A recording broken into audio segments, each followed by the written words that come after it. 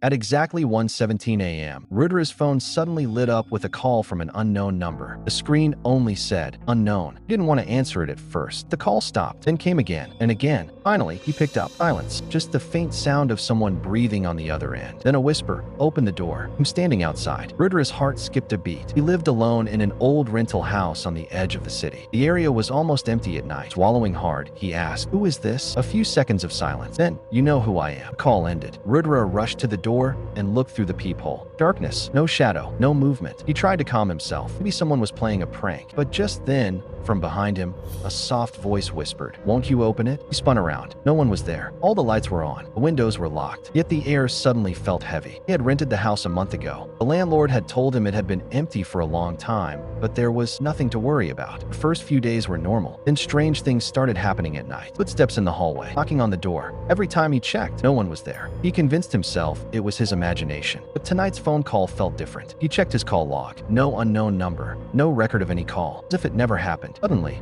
all the lights went out. The house fell into complete darkness. His heartbeat echoed in his ears. He turned on his phone's flashlight and pointed it toward the hallway. Words were written on the wall. They hadn't been there before. "I told you to leave this house." His throat went dry. He slowly walked closer and reached out to touch the writing. Before his fingers could reach it, the words began to fade, as if an invisible hand was wiping them away. Behind him, the door slammed shut. He ran to it. It was locked from the inside, but the lock started moving on its own. Click, click, click. The next morning, Rudra called his landlord. "Did anyone live here before me?" There was a long pause. "Yes," the landlord said. "About a year ago, a guy named Somya lived alone. One day, he disappeared." Rudra's voice trembled. Disappeared how? The door was locked from the inside. Police broke it down. The house was empty, but on the wall, written in blood, were the words, "Calling me." Rudra almost dropped his phone. That night, at exactly 1:17 a.m., his phone rang again. This time the screen read, "Samya calling." His body went cold. He answered with shaking hand. A clear voice spoke from the other end. "I can't get out. You have to take my place." Suddenly,